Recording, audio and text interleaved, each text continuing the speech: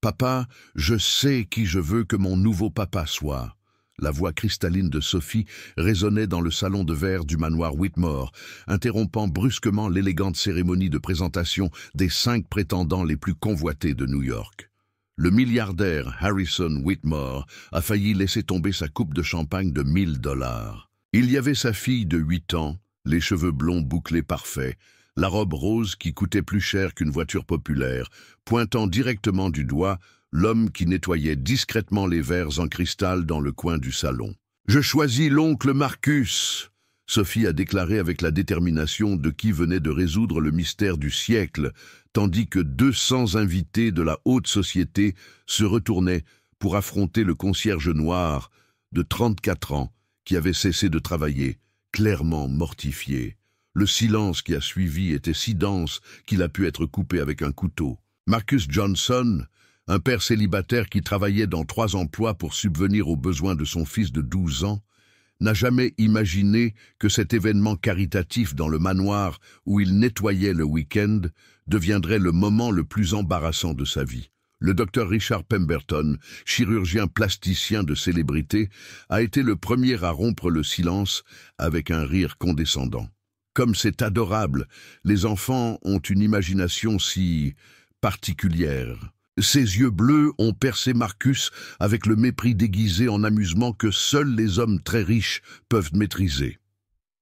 L'avocat d'entreprise James Sterling a ajusté le point de la chemise italienne et a murmuré à son collègue d'à côté « J'imagine quel genre d'influence cet homme a exercé sur l'enfant. » L'insinuation empoisonnée a résonné à voix basse parmi les invités les plus proches, créant des vagues de murmures malveillants.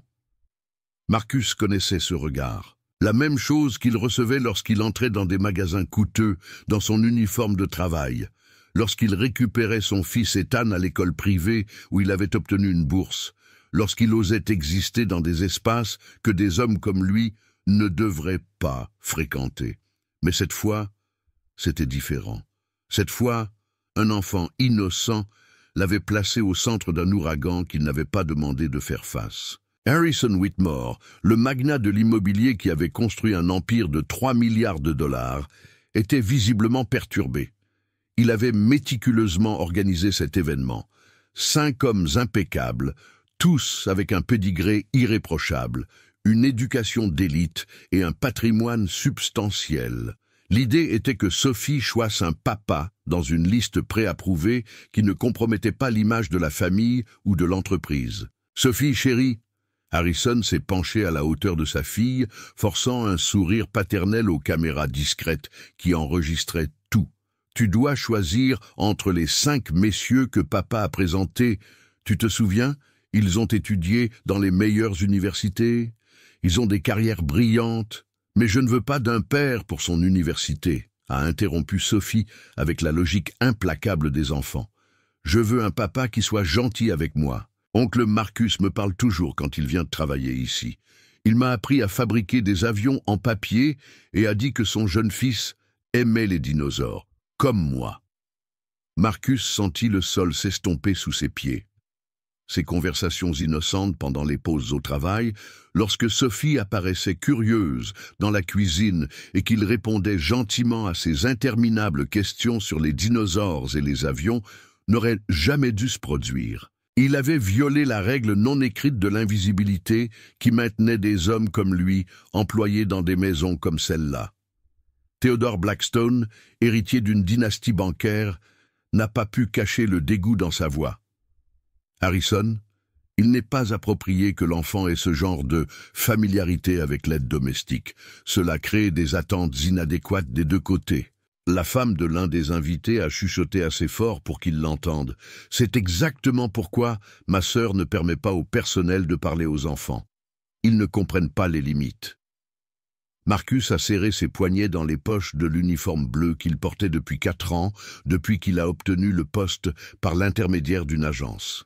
Chaque mot était un coup de moude dans sa dignité, mais il savait que réagir, c'était signer sa propre démission. Pire encore, cela pourrait compromettre vos 2 autres sources de revenus, le travail de nuit dans l'entrepôt et les week-ends comme sécurité des événements. Je ferais peut-être mieux de partir, a murmuré Marcus à la superviseure de l'événement, une femme d'âge moyen qui a toujours été cordiale avec lui. Je ne veux pas causer plus d'embarras. Mais avant qu'il ne puisse faire un pas, Sophie lâchait la main de son père et accourut vers lui, serrant sa jambe avec la force de celui qui venait de trouver son héros. « Ne pars pas, oncle Marcus. Tu m'as promis de m'apprendre à fabriquer un dinosaure en origami. » La scène était à la fois émouvante et dévastatrice. Un garçon blond aux yeux bleus, habillé en princesse, étreignant la jambe d'un homme noir en uniforme, tandis que l'élite de New York les regardait comme s'ils étaient des animaux dans un zoo. Harrison Whitmore a senti que la migration qui avait commencé comme un léger mal de tête s'est transformée en coup derrière les yeux. Les implications de ce moment se sont déployées dans son esprit sous forme de dominos. Les gros titres sensationnels, les commentaires sur les réseaux sociaux, l'impact sur les entreprises, la réaction du conseil d'administration de ces entreprises. Marcus s'absa délicatement et défait l'étreinte de Sophie, la regardant dans les yeux avec une tendresse qui contrastait brutalement avec l'hostilité qui l'entourait. « Sophie, tu es une fille très spéciale, mais ton père veut le meilleur pour toi. Et le meilleur pour vous est ici, dans cette pièce, avec ces hommes importants. Mais tu es aussi important. » Sophie protesta. Ses yeux commencèrent à briller de larmes imminentes. « Vous en savez plus sur les dinosaures que quiconque ici. » Le docteur Pemberton a laissé un autre rire cruel. « Comme c'est émouvant. Mais j'imagine que la connaissance des dinosaures ne paie pas les frais de scolarité des écoles privées et ne garantit pas un avenir décent pour une jeune femme de la position de Sophie. » C'est à ce moment-là que quelque chose a changé dans le regard de Marcus. Pendant une fraction de seconde, le masque de résignation que les hommes dans leur position apprennent à porter a glissé, révélant quelque chose qui a poussé certaines personnes présentes à bouger maladroitement sur leur siège. Ce n'était pas de la colère ou de l'humiliation. C'était quelque chose de beaucoup plus dangereux, un calme absolu. « Vous avez raison, docteur », répondit Marcus, sa voix basse mais suffisamment claire pour être entendue par tout le monde. La connaissance des dinosaures ne paie pas vraiment de frais mensuels. Mais parfois, il enseigne des leçons sur l'extinction que certaines espèces devraient prendre plus au sérieux. Le commentaire était apparemment inoffensif, mais il y avait quelque chose dans la façon dont il l'a dit qui a poussé Harrison Whitmore à le regarder avec une nouvelle attention. Il y avait de l'intelligence chez cet homme, le genre d'intelligence qui reconnaissait les schémas, qui observait et apprenait, qui gardait les informations pour le bon moment. Sophie regarda entre son père et Marcus, sentant la tension qu'elle ne pouvait pas tout à fait comprendre. « Alors, vous ne pouvez pas être amis, même pas un peu ?» La question innocente résonnait dans le salon comme un jugement. Il y avait un enfant de 8 ans, se demandant pourquoi les adultes ne pouvaient pas simplement être gentils l'un avec l'autre, pourquoi la ligne imaginaire de classe et de couleur comptait plus que la bonté.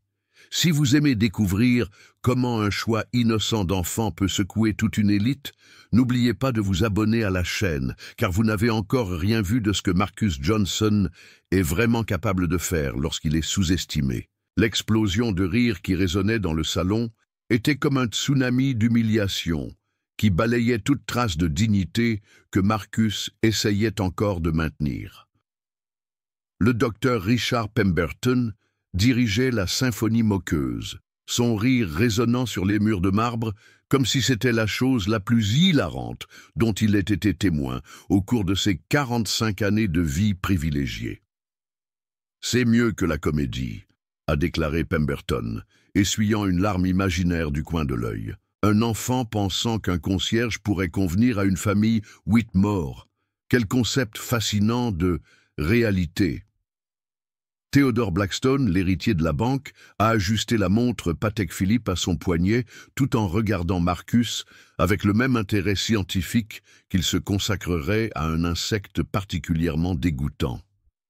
Harrison, c'est exactement ce qui se passe lorsque vous permettez à l'aide d'avoir un contact inutile avec la famille.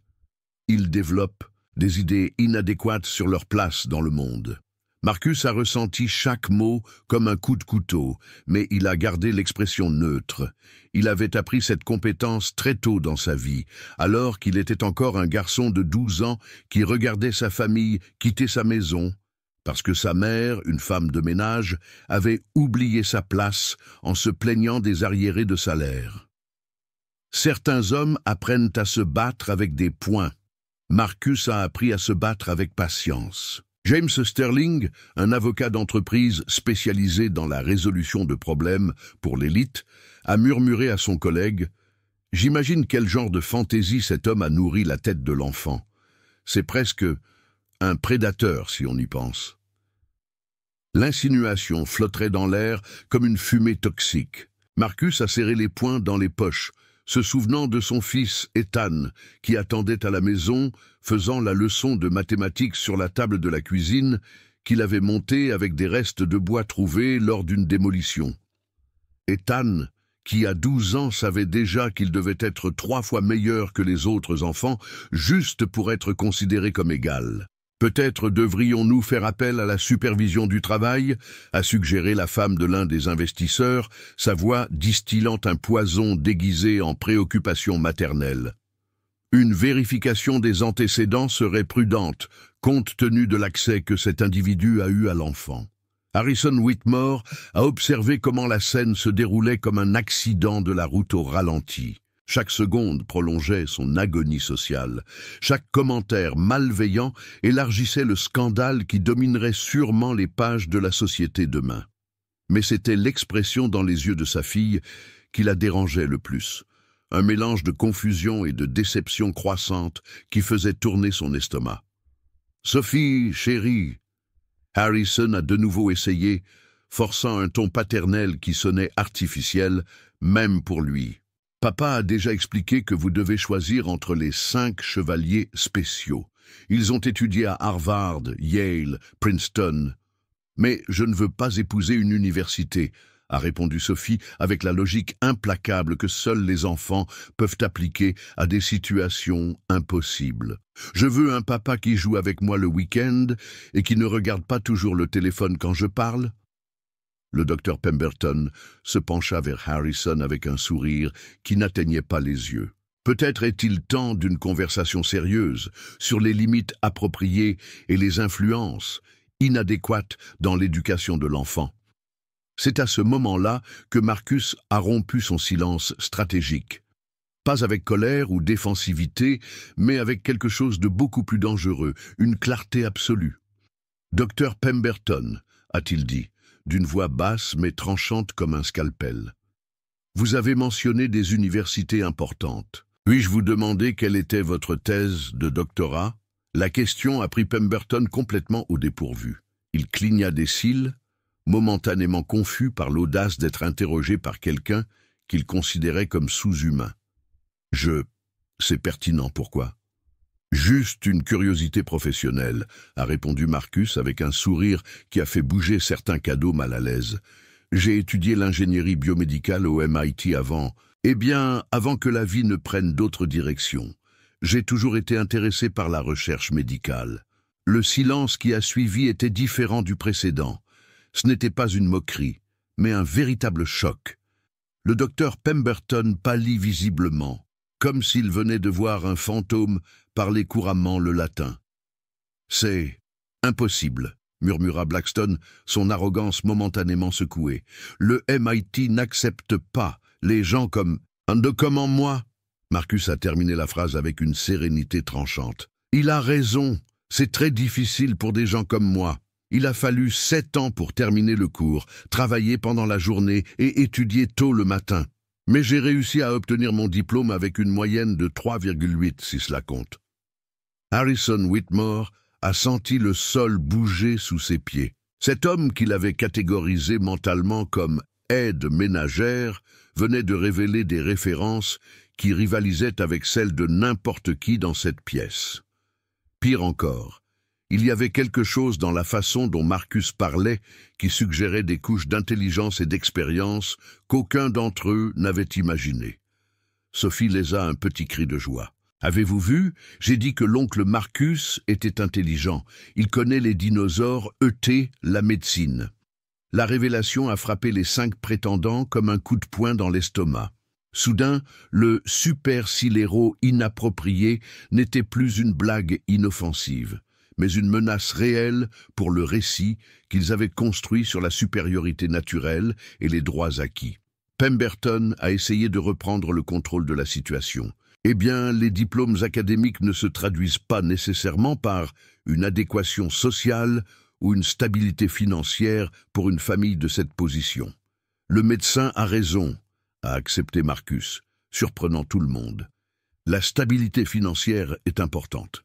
Par exemple, j'imagine que le médecin a des investissements très diversifiés compte tenu de la nature volatile de certaines pratiques médicales. La peau de Pemberton a acquis une teinte grisâtre. Il y avait quelque chose dans la façon dont Marcus prononçait pratique médicale qui sonnait moins comme une conversation informelle et plus comme une connaissance spécifique, très spécifique. À ce moment-là, le téléphone de Pemberton a vibré. Il a regardé l'écran et son expression a complètement changé. C'était un message de son comptable.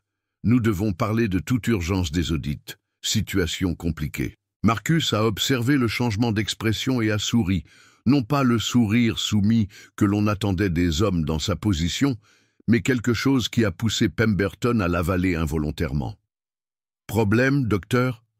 Marcus a demandé avec un intérêt sincère que cela sonnait trop sinistre pour être une coïncidence. Comment Marcus le savait-il? Comment un concierge pourrait-il être au courant de questions que même les avocats de Pemberton ne connaissaient pas complètement? La réponse était simple, mais aucun d'entre eux n'était prêt à accepter. Ils avaient catastrophiquement sous-estimé l'homme qu'ils considéraient comme insignifiant. Sophie s'accrochait toujours à la jambe de Marcus, inconsciente de la guerre psychologique qui se déroulait au-dessus de sa tête. « L'oncle Marcus, peux-tu venir dîner à la maison demain?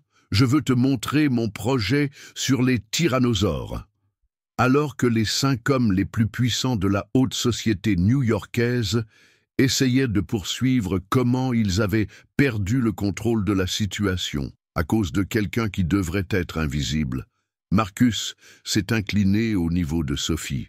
« Ce serait un honneur, petite paléontologue, » a-t-elle gentiment dit. « Mais d'abord, les adultes doivent résoudre les questions compliquées. » Ce que ces hommes privilégiés ne pouvaient pas comprendre, c'est que chaque mot de mépris n'alimentait qu'une force qui s'avérerait bientôt beaucoup plus grande que ce que leur pire cauchemar pouvait imaginer. La réunion d'urgence a eu lieu dans le bureau privé de Harrison Whitmore à 23 heures. Les 5 prétendants étaient assis dans des fauteuils en cuir italien, chacun avec un verre de whisky vieux de 50 ans à la main, discutant de ce qu'ils considéraient tous comme une crise aux proportions épiques. « Cela ne peut pas sortir d'ici », a déclaré le docteur Pemberton, la voix tremblant légèrement. « Un concierge formé au MIT. Impossible. Il a dû falsifier les diplômes, acheter de faux certificats. Les gens comme lui ne fréquentent pas des institutions comme celle-ci. » Theodore Blackstone secoua la tête, traitant toujours l'humiliation publique. Le problème n'est pas les diplômes. Le problème est qu'il sait des choses qu'il ne devrait pas savoir. Avez-vous vu comment il m'a regardé quand il a mentionné diversification des investissements? Comme si je savais sur... À propos de quoi? James Sterling a interrompu. Son instinct d'avocat d'entreprise s'est activé. « Théodore, tu es paranoïaque. Il est impossible pour un concierge d'avoir accès à des informations privilégiées. » Harrison a observé la panique croissante de ses invités avec un mélange d'irritation et d'inquiétude sincère. Ces hommes qui, quelques minutes auparavant, dégageaient de confiance et de supériorité, ressemblaient maintenant à des enfants effrayés de découvrir que le monstre sous le lit était réel. « Chalier !» Harrison a finalement parlé, sa voix coupant le débat nerveux. « Sont pratiques. Ma fille a fait un choix enfantin basé sur la sentimentalité. Cela peut être corrigé. » Marcus, à ce moment précis, était à 3 pâtés de maison, assis dans la petite cuisine de son appartement dans le Bronx. Ethan faisait ses devoirs à la table de Formica tout en vérifiant des documents sur son ordinateur portable déchiré. Le contraste avec l'opulence du manoir Whitmore était brutal, mais il y avait quelque chose dans le regard de Marcus qui suggérait que cette différence de décor était temporaire. Son téléphone a vibré, un SMS d'un numéro qu'il n'a pas reconnu. « Parlons-en demain. Vous aurez besoin d'aide. J.M. » Marcus sourit pour la première fois en quelques heures. Jennifer Martinez avait finalement décidé de s'impliquer. Jennifer Martinez n'était pas seulement une avocate. C'était une force de la nature, déguisée en femme de 1,60, qui avait transformé ses humbles origines dans l'est de Los Angeles en une carrière qui détruisait systématiquement des hommes puissants qui pensaient être au-dessus de la loi. Spécialiste des cas de discrimination raciale et de fraude d'entreprise, il avait la réputation de ne jamais perdre une bataille contre l'élite établie. De retour au manoir, le plan prenait forme. « Première étape », a déclaré Sterling, prenant le contrôle de l'opération, comme s'il s'agissait d'une autre de ses affaires d'entreprise. Enquête complète sur les antécédents. Ce Marcus Johnson doit avoir des squelettes dans le placard. Tout le monde a. Deuxième étape, a poursuivi le docteur Pemberton, retrouvant une partie de son arrogance. Nous avons questionné les références. Le MIT peut confirmer s'il a vraiment obtenu son diplôme là-bas. Si c'est vrai, nous trouvons un moyen de discréditer le parcours académique. Theodore Blackstone se pencha en avant. Troisième étape, impact financier. Harrison, tu dois faire comprendre à Sophie que les relations ont des conséquences financières. Un enfant de 8 ans ne comprend pas les fiducies, l'héritage, les responsabilités d'entreprise. Harrison hocha la tête lentement. Et si ça ne marche pas? Un fort silence s'est installé dans la pièce jusqu'à ce que James Sterling parle, d'une voix basse mais claire. Alors nous créons un problème qui l'oblige à quitter la scène volontairement. Le lendemain matin, Marcus a rencontré Jennifer Martinez à Riverside Park. Elle était assise sur un banc, nourrissant des pigeons avec des miettes de bagel, une image faussement décontractée pour quelqu'un qui était sur le point de déclarer la guerre à l'établissement de New York. « Vous saviez que cela allait arriver ?» a-t-il dit sans m'émubulter lorsque Marcus s'est assis à côté de lui. « La question est, depuis combien de temps vous préparez-vous » Marcus a regardé vers la rivière, observant un bateau de touristes passer lentement. « Depuis le premier jour où j'ai travaillé dans ce manoir, des hommes comme Harrison Whitmore n'embauchent pas des gens comme moi par hasard. Ils embauchent parce qu'ils ont besoin de quelqu'un d'invisible, quelqu'un qu'ils croient trop inoffensif pour représenter une menace. Et vous n'êtes pas inoffensif, a déclaré Jennifer, sans demander. Disons que mon éducation au MIT ne s'est pas limitée à l'ingénierie biomédicale. Je me suis également spécialisé dans l'observation de systèmes complexes. Et le système sur lequel j'ai travaillé au cours des 4 dernières années est beaucoup plus corrompu que je ne l'imaginais. Jennifer a souri, le genre de sourire qui faisait que les PDG d'entreprise se réveillaient en sueur froide. « Montre-moi ce que tu as. » Marcus a sorti une tablette de sa poche et a ouvert un dossier crypté. L'écran était rempli de feuilles de calcul, d'enregistrements audio, de photographies et de documents qui faisaient briller les yeux de Jennifer avec l'intensité d'un prédateur qui venait de voir la proie parfaite. « Saint Dieu !» murmura-t-il en feuilletant les archives. « Vous avez tout documenté, conversations sur l'évasion fiscale, les stratagèmes de blanchiment d'argent, les pots de vin à des fonctionnaires. Marcus, c'est suffisant pour faire tomber non seulement les 5 prétendants, mais la moitié de l'élite financière de Manhattan. La question, a déclaré Marcus calmement, est de savoir s'il est prêt à aider un enfant de 8 ans à maintenir son choix. Parce que Sophie n'a pas seulement choisi moi, elle a choisi l'honnêteté au privilège, la substance au statut, et ils vont essayer de le détruire. » Jennifer a fermé la tablette et a regardé directement dans les yeux de Marcus. « Comprenez-vous que si nous faisons cela, il n'y aura pas de retour en arrière? Ces hommes ont des ressources, des connexions, du pouvoir. Ils n'accepteront pas la défaite du tout. » Je sais, a répondu Marcus. Mais je sais aussi que des hommes comme ceux-ci ne respectent qu'une seule langue, des conséquences dévastatrices, et il s'avère que je parle couramment cette langue. À ce moment-là, à 15 pâtés de maison, le docteur Pemberton recevait un appel qui ferait s'effondrer son monde. C'était son comptable, la voix tendue. « Docteur, nous avons un sérieux problème. La Receitta fédérale veut auditer tous ses comptes des 5 dernières années. Et il y a plus. Quelqu'un a divulgué des informations sur les chirurgies expérimentales non autorisées qu'il a effectuées sur des clients internationaux. » Pemberton a failli faire tomber son téléphone. Comment était-ce possible? Ces informations étaient protégées par des couches de secret médical et d'accords de confidentialité qui ont coûté une fortune à structurer. Qui a été divulgué? Il a réussi à demander. Nous ne savons pas. Mais qui que ce soit a accès à des informations que seules 3 personnes dans le monde connaissaient.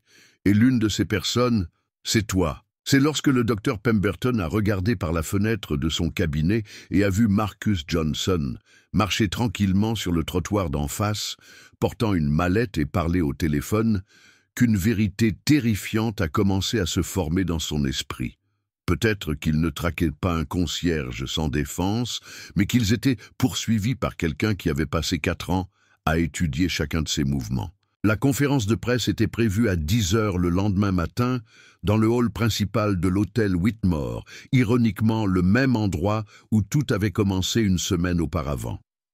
Harrison Whitmore pensait qu'il contrôlait le récit, que ce serait son chance de clarifier la situation honteuse impliquant sa fille et le corsier inadapté. Il n'avait aucune idée qu'il se dirigeait directement vers une embuscade orchestrée par quelqu'un qui avait passé 4 ans à étudier chacun de ses mouvements et ceux de ses associés. Marcus est arrivé accompagné de Jennifer Martinez, qui portait une mallette qui ferait trembler l'élite de New York. Sophie a couru le serrer dans ses bras dès qu'elle l'a vu, ignorant complètement les 5 prétendants que Harrison avait stratégiquement placés sur scène comme démonstration d'options appropriées. « Messieurs de la presse », a commencé Harrison, projetant sa voix à la confiance de ceux qui pensaient avoir le contrôle. « Aujourd'hui, nous sommes ici pour dissiper certains malentendus sur le choix enfantin de ma fille. En tant que parent responsable, je dois considérer ce qu'il y a de mieux pour Sophie. Et cela inclut de m'assurer qu'elle grandit dans un environnement approprié avec les bonnes influences. » Le docteur Pemberton sourit avec satisfaction, ajustant sa cravate. Il avait passé toute la nuit à parler à des avocats, convaincus que les enquêtes sur ses finances n'étaient qu'une coïncidence. Theodore Blackstone jouait nerveusement avec son téléphone portable, essayant d'ignorer les appels insistants de son comptable. James Sterling griffonnait des notes, préparant sa défense juridique standard pour des situations délicates. C'est lorsque Jennifer Martinez s'est levée que la température de la pièce a complètement changé. « Monsieur Whitmore », dit-elle, la voix coupant l'air comme un rasoir. « Avant de continuer, je voudrais présenter quelques informations qui peuvent être pertinentes pour votre décision sur les influences appropriées. » Harrison fronça les sourcils. « Désolé, mais qui est la dame ?»« Jennifer Martinez, avocate spécialisée dans les crimes financiers et la discrimination raciale. Et il s'avère que j'ai quelques questions pour vos 5 candidats. » Le premier signe de panique est apparu sur le visage du docteur Pemberton lorsque Jennifer a ouvert le dossier et a sorti une pile de documents. « Docteur Pemberton » a-t-il commencé par un sourire qui n'atteignait pas les yeux. « Pouvez-vous nous expliquer pourquoi l'IRS enquête sur des transferts de 2,3 millions de dollars vers des comptes offshore au cours des 3 dernières années? L'argent provient-il de chirurgies expérimentales non autorisées effectuées sur des patients internationaux ?» Le sang s'écoule du visage de Pemberton. « Ce sont des informations confidentielles. Comme toi ?»« Confidentielles ?» Jennifer répéta, sa voix résonnant dans le salon. Il est intéressant qu'il utilise ce mot, étant donné que cette information a été obtenue dans le cadre d'une enquête fédérale en cours. Une enquête, d'ailleurs, qui a commencé par une plainte anonyme très bien documentée. Il s'est tourné vers Theodore Blackstone, qui transpirait maintenant visiblement. « MS. Blackstone, Pourriez-vous peut-être nous éclairer sur le système de blanchiment d'argent découvert dans 3 de vos institutions financières? Les chercheurs ont été particulièrement impressionnés par la créativité du système. Utiliser des comptes de charité pour enfants orphelins pour déguiser des transferts illégaux, génial, vraiment. Théodore a essayé de se lever, mais ses jambes semblaient avoir perdu de leur force. C'est absurde. J'ai des avocats. A corrigé Jennifer. Ces avocats ont démissionné hier soir lorsqu'ils ont découvert l'ampleur des crimes. Quelque chose sur le fait de ne pas vouloir être complice de la conspiration fédérale. James Sterling a finalement compris ce qui se passait. C'est une embuscade. Vous ne pouvez rien essayer. Jennifer sourit, sortant une tablette du dossier. Sterling, expert en résolution de problèmes pour l'élite, n'est-ce pas? Pouvez-vous nous expliquer ces enregistrements dans lesquels il parle de falsification de preuves et de corruption de témoins? La voix de Sterling lui-même résonnait dans le système de son de l'hôtel. Si nous n'obtenons pas de vraies preuves, nous en créons. Le juge Morrison a toujours été coopératif lorsque le prix est correct. Le silence qui a suivi était assourdissant. Les caméras ont tiré frénétiquement, capturant l'expression d'horreur absolue sur le visage de Sterling. Si vous suivez cette tournure épique, n'oubliez pas de vous abonner à la chaîne, car vous n'avez pas encore vu la partie la plus satisfaisante de cette vengeance méticuleusement planifiée. Marcus se leva lentement, sa présence attirant l'attention d'une manière qui laissait toutes les personnes présentes stupéfaites. Le soin invisible était devenu quelque chose de très différent, quelqu'un qui rayonnait de pouvoir et de contrôle absolu de la situation. « Chevalière », dit-il, sa voix calme mais perçante. « Pendant 4 ans, vous m'avez traité comme un meuble. Ils ont parlé de stratagèmes criminels, planifié des fraudes, discuté des pots de vin tout en ma présence, parce qu'ils pensaient que j'étais trop invisible pour importer. » Harrison Whitmore a senti le monde s'effondrer autour de lui. « Marcus, je ne comprends pas. » Bien sûr, vous ne comprenez pas, monsieur Whitmore. Des hommes comme vous ne comprennent jamais que des gens comme moi peuvent avoir un cerveau, une éducation, des connexions. Vous avez vu un concierge noir et avez décidé qu'il était sûr de l'ignorer. C'était la plus grande découverte de leur vie. Jennifer a reparlé, s'adressant maintenant directement aux caméras. Pendant 4 ans, monsieur Marcus Johnson, diplômé en génie biomédical du MIT, a travaillé comme concierge dans les propriétés de ces hommes. Au cours de cette période, il a systématiquement documenté des délits financiers pour un total de plus de 50 millions de dollars de fraude, d'évasion fiscale et de blanchiment d'argent. La révélation a frappé la pièce comme une bombe. Marcus n'était pas seulement un concierge, c'était un enquêteur qui avait passé des années à infiltrer l'élite corrompue, recueillant méticuleusement des preuves.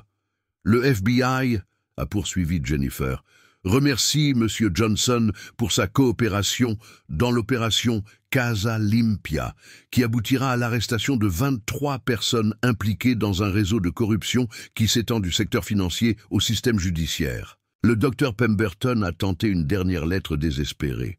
Ils ne peuvent pas prouver que je savais que j'enregistrais.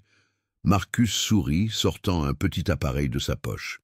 Docteur, chaque conversation est ici, y compris celui de mardi dernier, lorsqu'il a donné des instructions à son assistant pour qu'il résolve le problème du concierge avant qu'il ne voie trop de choses. Voulez-vous que je le reproduise pour que tout le monde l'entende?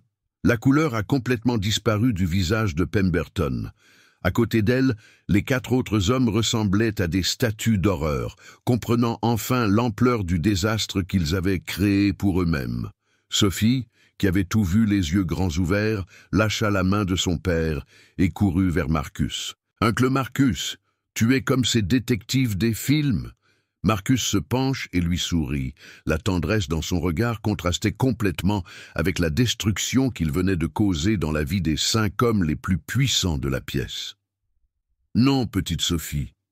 Je suis juste quelqu'un qui croit que les bonnes personnes méritent une protection contre les mauvaises personnes. Et son choix m'a montré que parfois, un enfant voit mieux que n'importe quel adulte. Alors que les sirènes de la police commençaient à résonner au loin et que 5 empires criminels s'effondraient simultanément, une question restait dans l'air. Serait-il possible qu'un choix innocent d'un enfant de 8 ans puisse réellement reconstruire des vies qui semblaient détruites par l'injustice? 2 ans plus tard, Marcus Johnson a ajusté sa cravate devant le miroir de son nouveau bureau à l'Université de Columbia. Le titre doré sur la porte brillait sous la lumière du matin. Professeur Marcus Johnson, directeur du Centre d'éthique et de justice sociale. À l'extérieur, Sophie jouait dans le jardin de l'université avec Ethan, tous deux âgés de 10 et 14 ans, respectivement. La fille qui avait choisi un concierge comme père a aujourd'hui grandi dans une famille où le véritable amour avait vaincu les préjugés ancestraux. Harrison Whitmore est apparu à la porte, portant 2 tasses de café. Au cours des 2 dernières années, il était devenu bien plus qu'un beau-père. Il était le principal défenseur des initiatives sociales de Marcus, utilisant son expertise commerciale pour amplifier l'impact des programmes de justice. Les dernières nouvelles sur nos 5 amis, a déclaré Harrison, en remettant le café avec un sourire ironique qui n'avait pas encore complètement perdu son ton amer. Marcus a pris la tablette et a lu les gros titres qui sont devenus une routine. Le docteur Pemberton a été condamné à 18 ans de prison fédérale. Theodore Blackstone extradé et fait face à 50 autres accusations internationales. James Sterling perd tout dans un recours collectif aux victimes. Et le plus intéressant, a poursuivi Harrison, c'est que plus ils enquêtaient sur ces 3-là, plus ils découvraient de criminels sur leur réseau. Le FBI estime qu'ils ont sauvé au moins 500 personnes d'être de futures victimes. Marcus a acquiescé, mais son attention était sur les dernières nouvelles. Le programme national Sentinelle enregistre 2000 plaintes au cours de la première année, ce qui a entraîné 300 arrestations pour corruption. Le programme que Jennifer Martinez avait mentionné il y a 2 ans était devenu une révolution silencieuse. Les personnes ayant des emplois invisibles, conciergés, agents de sécurité, nettoyeurs, disposaient désormais d'un canal direct et protégé pour signaler les crimes d'entreprise. L'idée s'était étendue à 12 pays. Marcus, Harrison a attiré son attention. Il y a quelque chose que j'ai besoin de dire il y a 2 ans. Marcus leva les yeux de la tablette. Sophie ne t'a pas choisi ce jour-là par hasard.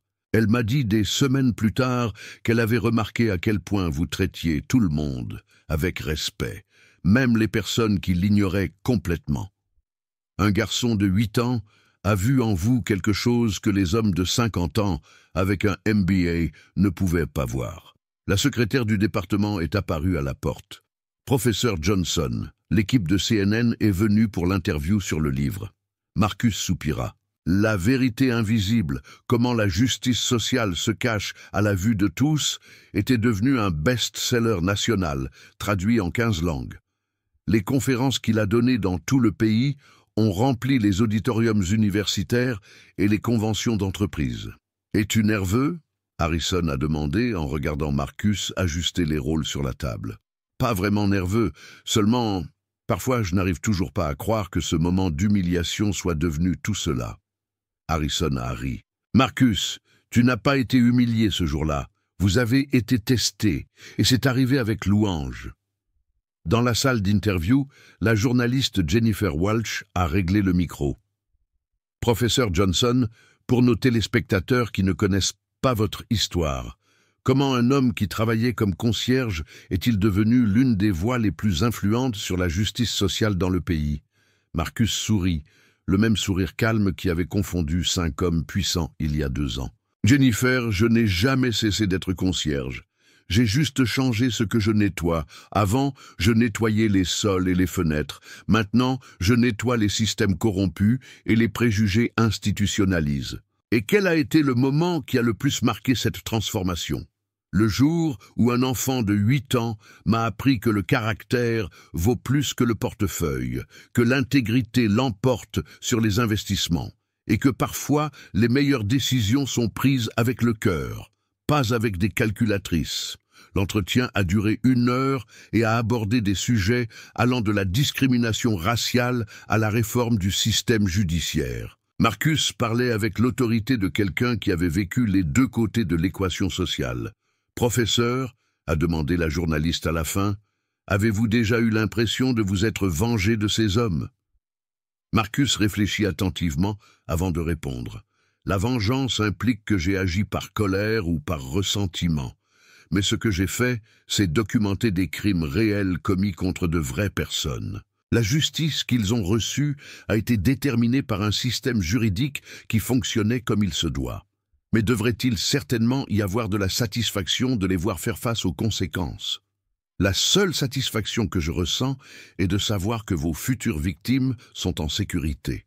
Le docteur Pemberton ne peut plus effectuer de chirurgies expérimentales illégales sur des patients vulnérables. Blackstone ne peut plus blanchir de l'argent par le biais de fausses organisations caritatives.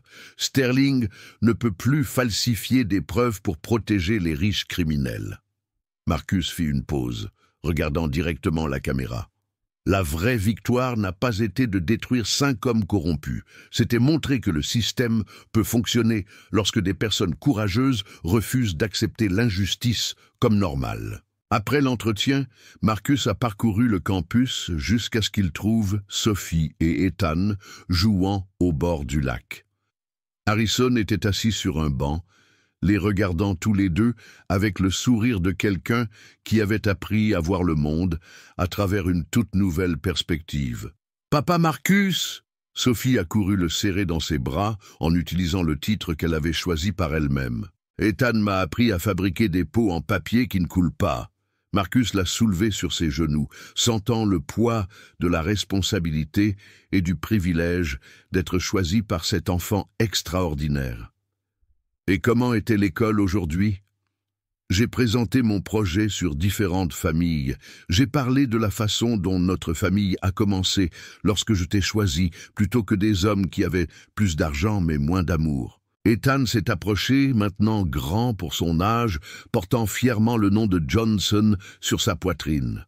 « Papa, la directrice a dit que les universités offrent des bourses complètes en raison de leur travail. Ils veulent que plus de gens comme nous y étudient. » Marcus hocha la tête, pensant aux centaines de lettres qu'il recevait chaque semaine de jeunes de communautés nécessiteuses qui avaient trouvé de l'espoir dans son histoire. Alors qu'il rentrait chez eux, une maison qui était maintenant vraiment la maison, Marcus a réfléchi au voyage surréaliste de ces dernières années. Il avait commencé comme un homme invisible, sous-estimé et rejeté par une société qui jugeait la valeur par des critères superficiels. Mais il a découvert qu'être invisible était en fait un super-pouvoir. Cela lui permettait de voir des vérités que d'autres ignoraient, de documenter des réalités que d'autres niaient. La leçon la plus importante qu'il avait apprise était simple. La meilleure vengeance n'est pas de détruire vos ennemis, mais de construire quelque chose de si significatif et durable qui rend sa méchanceté sans importance pour l'histoire. Ce soir-là, assis à la table à manger avec Harrison, Sophie et Ethan, Marcus a regardé autour de lui et a souri. 5 hommes avaient essayé de l'humilier pour sa couleur, sa classe sociale, son inadéquation. Mais un enfant de 8 ans avait vu au-delà de toutes ces constructions artificielles et avait choisi ce qui comptait vraiment.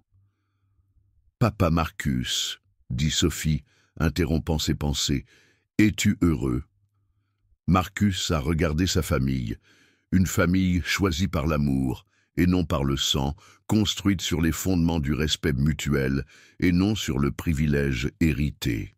« Petite Sophie, » a-t-elle répondu, « j'ai appris que le vrai bonheur ne vient pas de vaincre ses ennemis. Cela vient de découvrir que vous avez une famille qui vous choisirait à nouveau tous les jours, quoi qu'il arrive.